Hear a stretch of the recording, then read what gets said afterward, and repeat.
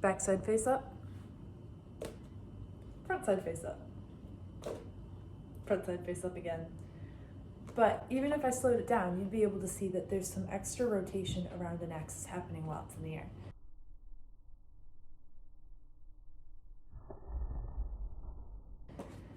We can try it with some other objects as well. For example, a phone. I have the screen on, I can flip it, I get the other side of the phone. I'll flip it again, I get the screen up again. Why is this happening? I'm not imparting any spin that I know of on the phone, but it's doing it regardless. In order to figure out what's going on with the phone in the book, we have to define a couple of things first. First, we have principal axes. So imagine a 3D coordinate system, such as our world, and I wanted to describe this little exercise brick within it. So what are the 3 easiest directions for me to describe? Well, that would be height and length and width. So they are orthogonal, so they fit as a coordinate system. So my principal axes in this coordinate system would be along here, along here, along here. Another vocab term to talk about is axisymmetric. This is any sort of object that has 2 or more dimensions having the same value. So for example, this is axisymmetric because it has 3 blocks along each side of the Rubik's Cube. This is axisymmetric because I could say that this dimension is the same as this one, even though this one is different. Cylinders too are axisymmetric because they have the same radius all the time, even though this length is different. You could say that they're symmetric about the axis in the middle, so they are axisymmetric. Other objects like this, like my phone, like the book, these are not axisymmetric. They have 3 different dimensions. So to elaborate on that a little bit, we can just test things out.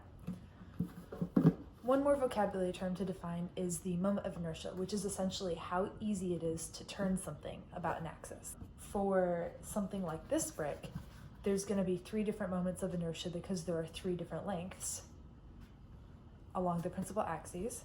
For something like this, there's only going to be 2 different moments of inertia because I have my radius in both ways, that's the same radius, and then I have my length. So it's a lot easier to start spinning this cylinder like this. It has a much higher angular velocity than if I tried to flip it like this. So it's still rotating fairly quickly because this is light, it's easy to move, but it takes longer for a rotation going this way than it does for a rotation going. The moment of inertia is defined as a body's resistance to changing angular velocity. So because we have 3 different dimensions for this block, take the axis going through this face. So it's aligned with the shortest distance. The mass of this brick is spread out as far as possible from that axis. So when I spin it, it's going to have a really high moment of inertia because all the mass is far away. However, when I take this longest dimension, the axis running parallel to it is going to be through this face. So if I spin about this axis, that's going to be a much smaller moment of inertia. You can even see it in the spinning. This is a lot faster, there's a lot higher angular velocity than there is if I spin it about shortest axis parallel here. Okay, goes a lot slower, right? What if I try to spin it about the axis with the middle length? So the middle moment of inertia. Okay, so that would be spinning about this axis, that's flipping it just the same way I did my phone. This is navy blue. Oh, I didn't catch that quite well. This is navy blue, and this is not. This is light blue, and this is not. I'm kind of catching it out of side, but you can tell that there's a sort of half turn going on, not in the way that I'm imparting it. I'm doing my best not to impart spin on this object, and it is turning anyway. So what's going on? We can investigate with a couple of the options I have here and see what kind of geometries allow for this extra sort of half turn. So my Rubik's Cube, let's start with the white facing up. I'm going to flip it. White stays up. Turn the axis I'm flipping it around It's still aligned. There's no sort of half turn going on. I can flip it around every axis. There's no sort of strange half turn going on, and I can even see that with my eyes without having to slow it down. Okay, so that doesn't act strangely. This one we already know has that sort of half turn flip. What about this? So if I turn it this way, okay, I'm moving it about this axis. That's just going to do this. If I move it around any other axis that's the same, it's going to be the same kind of movement. And then if I turn it this way around the other axis, there's still no sort of weird half turn rotation. Okay, so this one doesn't really work. What about with this? We already mentioned that axis symmetric. There's two that have the same dimension. If I flip it this way, a bit of a turn to it, but not enough to cause a full half turn. If I flip it this way, there's just a little bit of an instability caused by the differences in weight. As you see, it's an open box, so there's no mass on this end, but there is here. But nothing stranger than that. Okay, so that one doesn't quite work. This chapstick is going to work much the same as our cylinder. I can flip it like this or like this, and there's not much strange half turn stuff going on. Take the book again, or take the phone. You're going to notice that it acts the same as the brick. So around one dimension, around this shortest dimension, we're going to find the axis that's parallel with it. That's in the middle of here. So if I rotate around this axis, no half turn. If I find the longest axis, what's parallel with it, well, that's in the middle of this face. Nothing weird. But if I take the medium dimension, which is this, and I find what's parallel with it, and then I flip around this axis, you can see that the back of the case is coming up, where before I was able to see the face. Same thing here. So what makes these objects different? These three all have different dimensions, 3 different dimensions along the principal axes, and these are all, to some extent, axis symmetric, so they don't exhibit that half turn. So why is this happening? You can thank rigid body dynamics for that. These are Euler's equations for torque-free rigid body motion.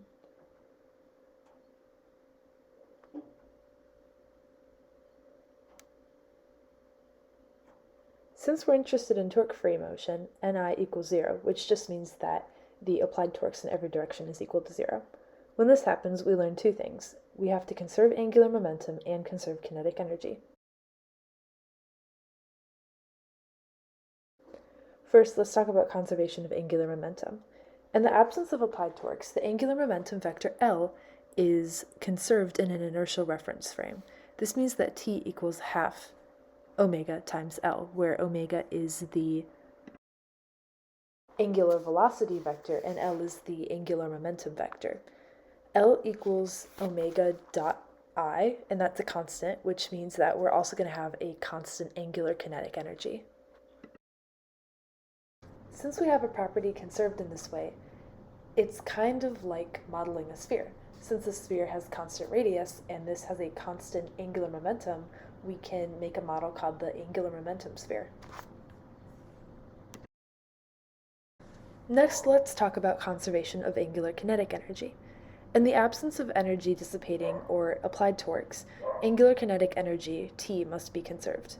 So T is equal to half times the angular velocity dotted with the inertia matrix dotted with the angular velocity again.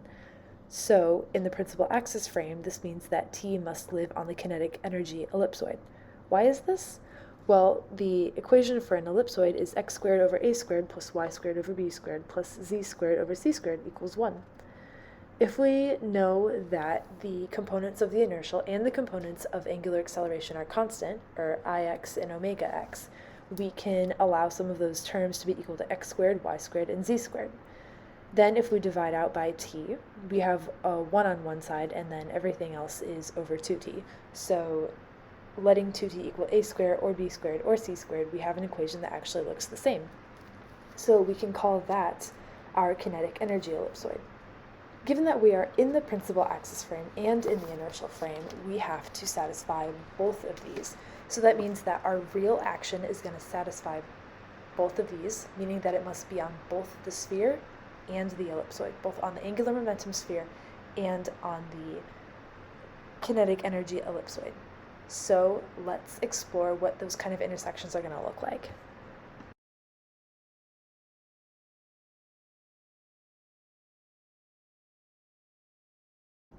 This is a model of an ellipsoid and a sphere in MATLAB. The sphere isn't going to change, but the ellipsoid will based on our cases. So think back to a totally symmetric shape, like the Rubik's Cube. We can model that like another sphere, so they totally intersect with each other. Another case could be an axisymmetric object, or ellipsoid, which is going to have two dimensions that are the same value. That's going to make something more like this.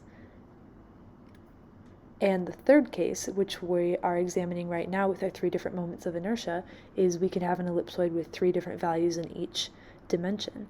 And that's going to cause something that looks like this. So what happens if we take one of these third case ellipses that has no 2 same dimensions and we plot a bunch of them? So we're plotting a bunch of similar ellipses. That's what that D factor is for. It's the denominator. If I have a larger denominator, I'm going to have smaller ellipses, vice versa. So if I have a larger denominator, I'm going to have smaller ellipses. And you can kind of look and see how these 2 objects intersect with each other. I'm kind of getting an ellipse traced out on the surface of the sphere.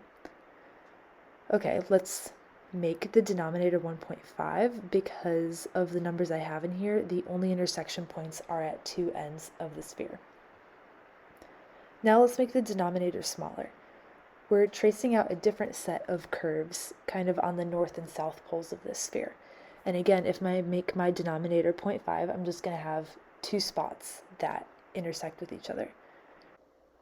All of these sets of points are important, the ones that happen when we make the denominator small and the denominator large, so that the ellipse is just on the outside or just on the inside of the sphere. There's another set of interesting points that happens when we have the denominator be equal to 1 based on these ratios. We kind of get 2 sets of paths that go all the way around the sphere, so that's unstable. So this image traces out all of those intersection paths. Here I is the moment of inertia, T is the angular kinetic energy, and H is the angular momentum. So you can see that there's a series of curves around the H1 axis, which is one of our principal axes, and that's the minimum energy axis. And then we have another set of paths that go around the maximum energy axis. Compare that to our block. Now we have 3 different dimensions, so that means that we have 3 different moments of inertia for this block. And the moment of inertia is directly proportional to the angular kinetic energy. That is K equals 1/2 I omega squared. So I'm going to have a higher kinetic energy if I have a higher moment of inertia. Higher moment of inertia happens when the mass is furthest away from the principal axis that we're rotating around. For this block, the highest moment of inertia is going to be when the mass is furthest away. So for us, it's going to be rotating like this, because if you look at the axis that's going through where my fingers are pointing, all of the mass is really far away from it, going along with the axis that's parallel to the shortest dimension. So shortest dimension means greatest moment of inertia. Largest dimension means smallest moment of inertia, because you can imagine an axis parallel to this, and if I rotate around that, it's really easy. But we still have the problem of the unstable intermediate axis. You can see in this image that there's 2 very obvious fixed points. That's the one that rotates around H1, the one that rotates around H2, these principal axes for angular momentum. However, you can also see that there is a line called the separatrix. Where these 2 separatrixes come together, we're going to have 2 sets of unstable fixed points. That's because if you get closer and closer to that unstable fixed point, you don't know which direction you're going to go in. You could get closer to it, you could get further away from it, you don't really know. Whereas with the fixed points, you're just going to keep moving in a stable path around it, you're never going to change. So when I flip my block around the maximum energy axis, which again is going to be the one with the shortest dimension, we see no weird rotations. If I flip it around the minimum energy axis, which is the one with the longest dimension, no weird rotations. But if we use that intermediate axis, we just found that that corresponds to the unstable fixed points. So navy on top, blue on top, blue on top, navy on top. That's why that sort of half turn is happening. It's because we're using unstable fixed points. So we've essentially solved case 3, but what about those other 2 cases that have to do with axisymmetric objects that might have 2 or 3 of the same dimensions along their axes? Well, let's keep working backwards. For case 2, we're going to have 2 dimensions that have the same value. That creates an angular momentum sphere versus kinetic energy ellipsoid intersection that looks like this. So that's why there wasn't any weird sort of half-turn rotation happening with the cylinders or any of the objects that had 2 of the same dimensions. It's because it looks like this. There's only stable fixed points, nothing unstable. When we move to a body that has the same dimensions in every single direction, then we get something that looks like this. There's fixed points in every single direction. This is a further simplification from the previous image because in the previous image we had sort of paths being drawn around those 2 fixed points, but in this image every single point is a fixed point, which means that you can rotate about any single axis and there won't be any sort of extra rotation. Isn't that cool? Thank you for watching this video. I hope you learned as much from watching it as I did making it. In the description below, I've linked a couple of other videos that I found really helpful in order to make this video. I highly recommend checking them out to further enhance your knowledge of Euler's equations of rigid body motion without torque. Again, without torque because I'm not causing the spin here. I'm just flipping it around. I'm not causing any sort of extra torques. Yeah, so I hope you go check those out. This video has been a project for a 352 at the University of Illinois. That's Aerospace Dynamical Systems. It's been a blast. Have a good day.